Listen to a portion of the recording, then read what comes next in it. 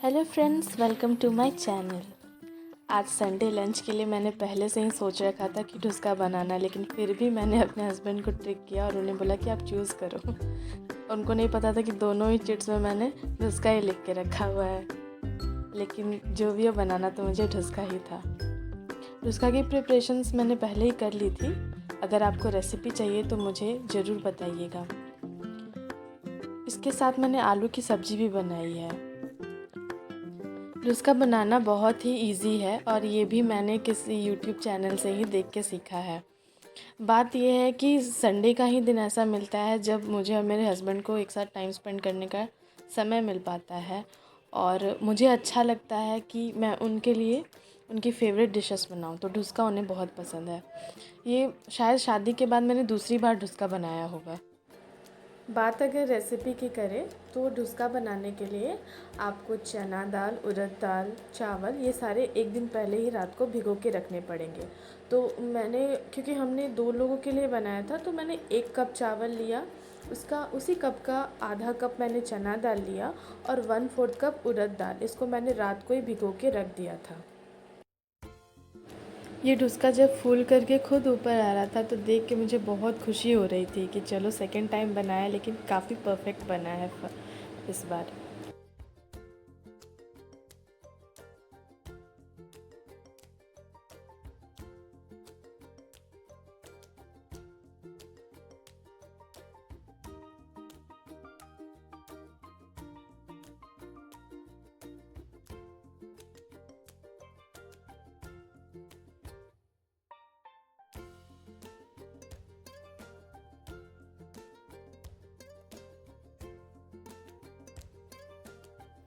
और जब इतना कर ही रहे हैं, डोसा बना रहे हैं, आलू का सब्ज़ी भी है, तो साथ में थोड़ा सा सलाद तो बनता है। तो प्याज काटा और थोड़ा सा काला नमक, नींबू और चाट मसाला अवेलेबल नहीं था तो चटपटा करने के लिए थोड़ा जलजीरा पाउडर उसमें डाल दिया।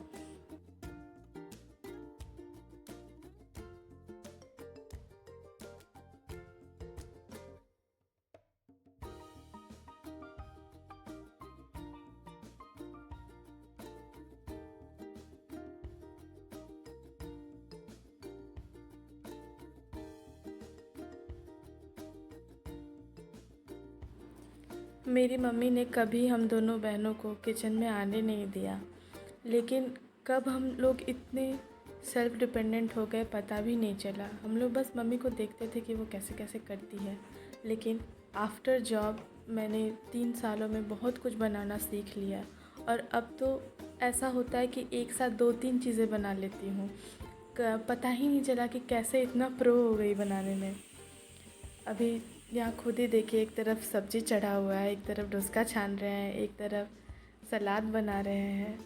सही बात है कि आप जैसे जैसे सीखते जाते हैं ना, एक्सपीरियंस से बड़ा टीचर कोई नहीं है। आपको जब ज़रूरत पड़ेगा ना, आप वो चीज़ सीख ही जाइएगा। सो हमेशा ट्रस्ट द प्रोसेस।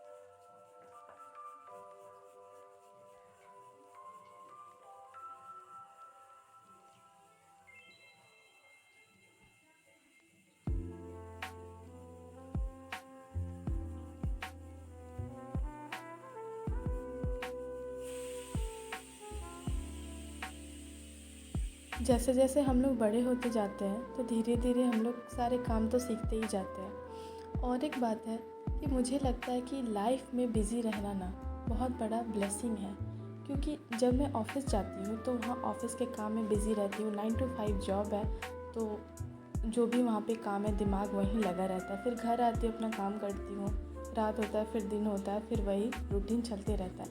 लेकिन वीकेंड्स पे क्या होता है ना कि कुछ काम रहता ही नहीं है। उस टाइम खुद को बिज़ी रखना बहुत ज़रूरी है। किसी के लिए भी जो घर में भी रहते हैं, कुछ ना कुछ करके खुद को बिज़ी रखना बहुत ज़्यादा ज़रूरी है, क्योंकि पता है ना कि खाली दिमाग शैतान का घर है। तो कुछ भी करना चाहिए और अपने आप को बिज़ी ज़रूर रखना चाहिए।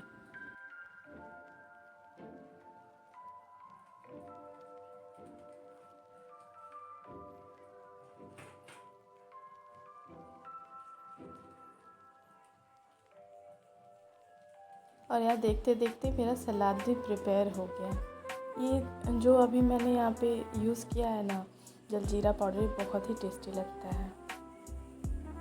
साथ के साथ यहाँ पे मेरा किचन काफ़ी छोटा है।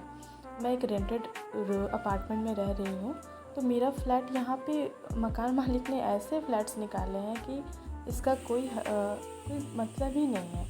और क्या कर, क्योंकि रूरल पोस्टिंग है तो जो मिल रहा है यही बेटर लगा सबसे, तो मैंने यही रूम ले लिया। किचन ऐसा बनाया है कि कोई स्पेस ही नहीं है यहाँ पे। यहाँ पे एक आदमी का ही काम कर सकते हैं। 2 आदमी मिलके काम करेंगे तो हो ही नहीं पाए, क्योंकि स्पेस ही बहुत कम है।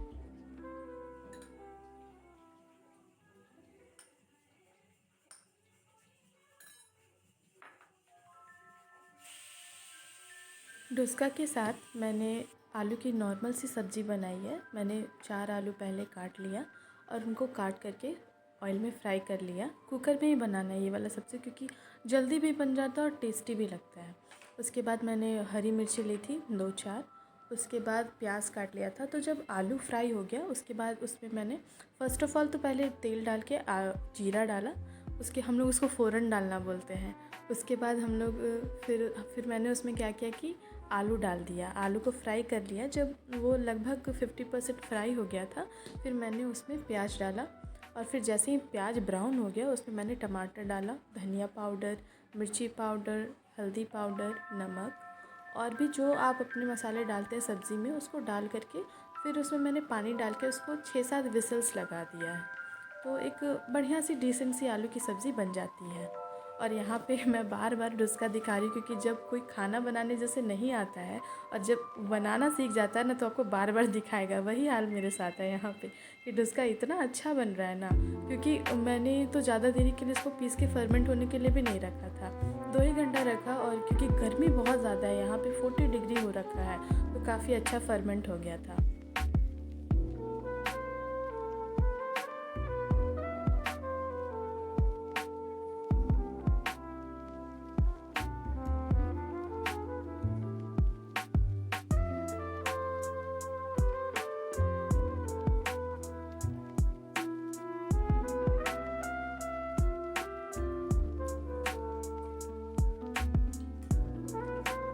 डोसा के बैटर को जब एक बार कढ़ाई में डाल देते हैं तो उसको थोड़ा सा उसको मीडियम फ्लेम पे ही पकाना है, कि नीचे से जब वो एक बार पक जाएगा और कढ़ाई को छोड़ देगा उसके बाद हल्का हल्का तेल साइड साइड से उसके ऊपर डालेंगे तो देखिए किस तरह से वो खुद ही अपनी जगह से निकल आता है और बढ़िया सा फूल जाता है। ये एक ट्रिक है कि ऊपर ऊपर से थोड़ा तेल डालते रहेंगे तो अच्छा फूल जाता है। कुकर में मैंने आलू की सब्ज़ी को 6-7 सीटी तो लगा दी थी, लेकिन फिर भी अभी तक उसका प्रेशर नहीं निकला था। तो देखो यहाँ पे मैंने चेक किया है, प्रेशर इसका नहीं निकला है। अब देखिए यहाँ पे डोसा अंदर से काफ़ी अच्छा फर्मेंट हुआ है। ये इसी से पता चलेगा कि जब आप उसको तोड़िएगा ना तो अंदर से पूरा जालीदार दिखने लगता है, तो मतलब कि आपका डोसा बहुत अच्छा फर्मेंट हुआ है, बहुत अच्छा बनेगा, खाने में भी बहुत टेस्टी लगेगा।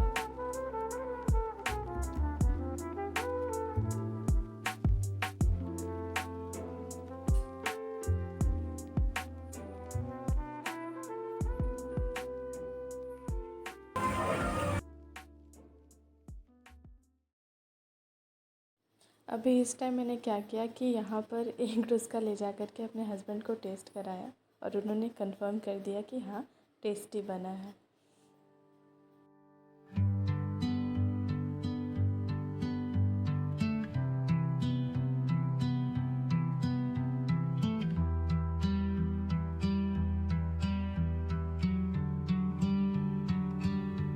I'm all about words, but it sounds like you're envisioning an instrumental piece that truly captures a calm. Beachy ambience, since this one's not about lyrics, I'd suggest imagining soft finger picking on a sun-soaked guitar.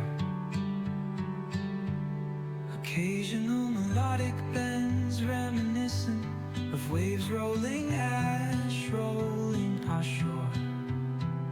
A subtle pock of beat could mimic the rhythm of distant tides.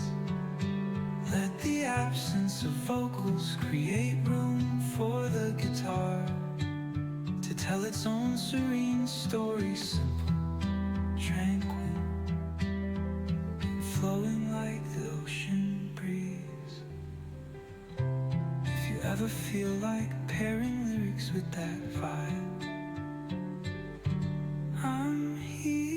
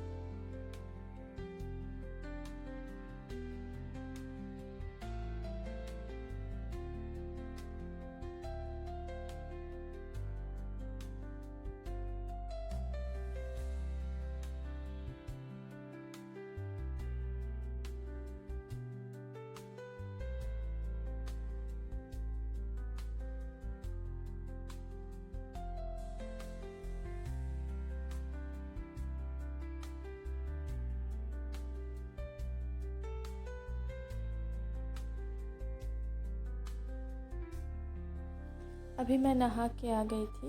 मैंने अपने husband को lunch दे दिया था, उसके बाद मैं नहा के लंच किया मैंने। तो जो भी हम लोग नॉर्मल घर में हम लोग करते हैं, तो शादी के बाद तो फिर भी अब क्योंकि ऑफिस गोइंग है और बहुत कम ही करके जाते हैं क्योंकि अच्छा नहीं लगता। फेस्टिवल्स पे ही थोड़ा अच्छे से रेडी होते हैं, तो घर में नॉर्मल बिंदी, सिंदूर, टिकली इतना तो करते ही है, चूड़ी पहनते ही हैं। हमारे यहाँ झारखंड बिहार में जब शादी होती है तो लड़कियों को सिन्हौरा मिलता है। मुझे तो दो मिला है, बहुत सुंदर है। लेकिन क्योंकि डेली हम लोग बड़े वाले सिन्हौरा से सिंदूर नहीं कर सकते हैं, तो छोटा वाला हर एक को रखना चाहिए और एक लकड़ी का सिन्हौरा सबको रखना चाहिए। काफ़ी शुभ माना जाता है इसको। ये जो सिन्हौरा ये मेरी फुआ ने मुझे दिया है, जब वो पूरी घूमने गई थी तो वहाँ से उन्होंने लेके आया था मेरे लिए। तो मुझे बहुत ही पसंद है और अच्छा भी लगता है। कहते हैं ना, जब भगवान भी शादी करवाता है तो एकदम अपोजिट चॉइस वालों को मिला देता है। मेरे हस्बैंड को कॉफ़ी पीना पसंद है, ब्लैक कॉफ़ी, और मुझे चाय बहुत पसंद है। अब उनके साथ रहते रहते मुझे भी ब्लैक कॉफ़ी अच्छी लगने लगी है, तो मैं भी थोड़ा बहुत इन्जॉय करती हूँ।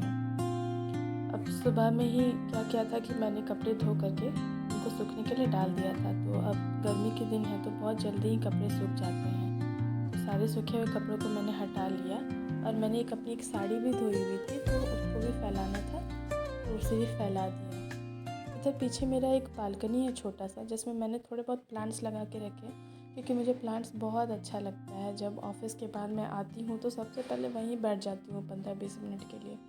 ऐसा लगता है कि प्लांट्स ने ना सारी मेरी नेगेटिव एनर्जी को अपने अंदर चूस लिया है और मुझे फिर से एक नई एनर्जी दे देते हैं और बहुत ही अच्छा लगता है मुझे। I am a plant lover और सबको थोड़ा बहुत प्लांट्स तो लगाना ही चाहिए।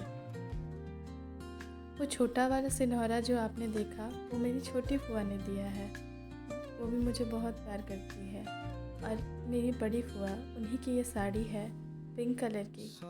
आज वो इस दुनिया में नहीं है, लेकिन फिर भी उनका प्यार मेरे पास हमेशा रहेगा। Blend with the gentle sound of